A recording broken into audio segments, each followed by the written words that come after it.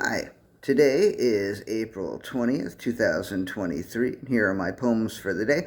The first one is poem number 654 for the year, Reminiscing. When I'm 137 and looking forward to seeing the turn of the next millennium, I hope I'm not one of those guys who spends most of his days reminiscing about the past. When I'm 137, it is likely that I won't have done much in the very recent past, and there will still be news and sunsets and sunrises and books and articles to read and movies to watch and things to talk about. I say this because I have more things to say about the New Haven trip I took on Tuesday, and I will have more tomorrow and maybe even the next day. I took a lot of pictures that gave me ideas for poems. I might still be talking about New Haven next week. Hopefully, though, I won't still be reminiscing about it in 2098 when I'm 137. Poem number 655, Signal Generator 561. The most interesting thing I saw on my trip to New Haven came at the end, and I probably won't get to it until the day after tomorrow, but the second most interesting thing I saw was Signal Generator 561. I looked at it and I said, "What the hell is that thing? What's that dang thing doing there?" I almost told Brian to get a photo of me with it anyway, as Steve told Bill to do back in '79, but instead I took a photo of it myself. This morning I looked it up and found out that Signal Generator 561 was built right around 1943, so right around the time Albert Hoffman was tripping on his bicycle, and I found out it was used for testing audio equipment or something.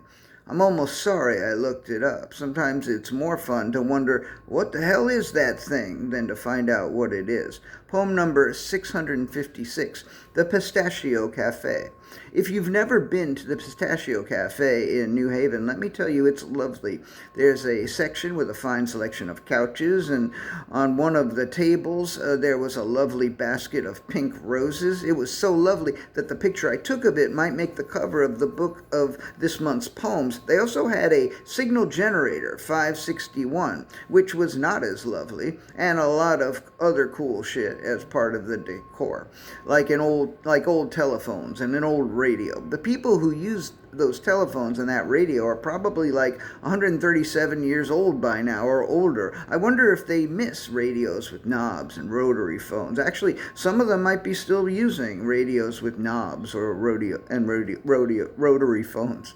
What if some 137-year-old guy walked into the Pistachio Cafe and said, "Hey, that's my dang blasted telephone. You scoundrels, you ne'er-do-wells with your shenanigans, give me back my telephone." Now I kind of wish I was 137 so I could do that as a joke. One more thing about the cafe before I forget. If you want to taste something you've never tasted before, you go to the Pistachio Cafe and order a chai latte with pistachio milk. But if you want to taste something really delicious, you might not want to do that. Poem number 657, 78.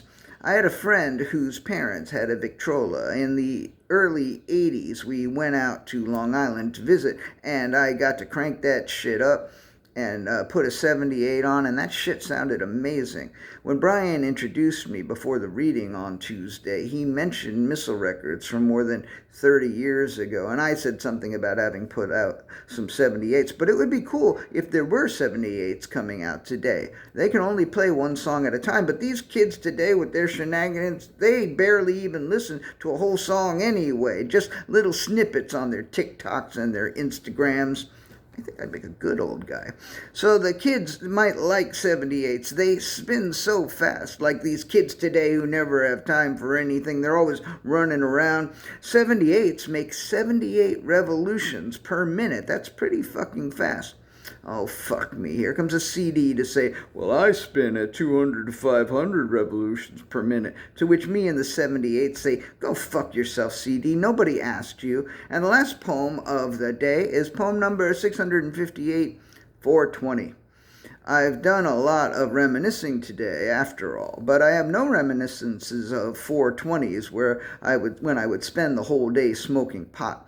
If back in the day I ever spent all of an April 20th smoking pot, it would have either been a coincidence or an attempt to forget that it was Hitler's birthday. I didn't even hear about the thing about smoking pot on April 20th until about 10 years after I quit marijuana, so I kind of missed the boat on the 420 thing. Of course, if I were still smoking pot now or taking gummies or whatever, I'd probably be missing a lot more boats. So I think I'm good.